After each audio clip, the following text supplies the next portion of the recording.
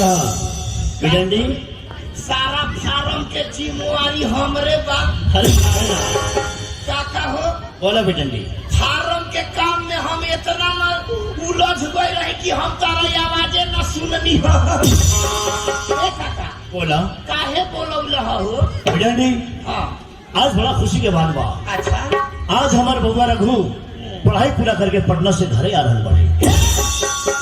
रघु भैया पूरा पढ़ाई करके घरे आवता रहे। हाँ ए काका बा रघु भैया छोट चुकी रहलन तबे देखल रहनी हो।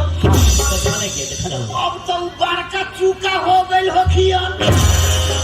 अरे बिडंडी बड़ा चुका ना होला। अरे नमहर का बड़का हो गए भैया। अब तो पहचाने में नहीं आई हो। ऐसा चीज कहा हाँ।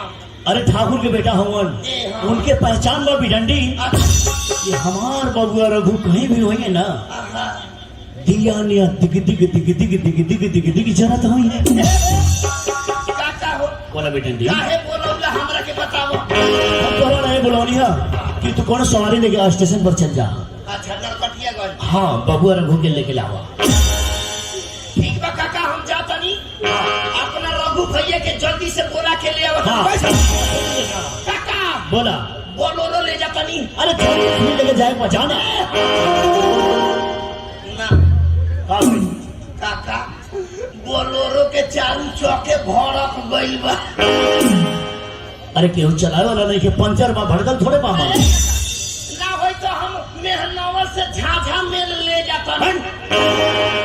बेटा ने हमार शिकायत करे बेकारी हमार बेटा झाझा में चढ़ के आई रे। ठीक है कहता काका झाझा मेल के कोनो गारंटी नहीं खे। कब साला गियर उखड़ जाई थाहे नहीं खे। सही कहला किसा कौन सवारी लेके जा बुलेट लेके जाता नहीं। हाँ बुलेट लेके जा लेकिन बेटा ने देखा हाँ। उद्दू भैया की सवारी है अच्छा अच्छा बड़ा खतरनाक है बबुआ तनी बच के जइहा। ए काका बोला हमरा के इजाजत तो हम जाता नहीं नरकटिया गज। क्या हमारा आशीर्वाद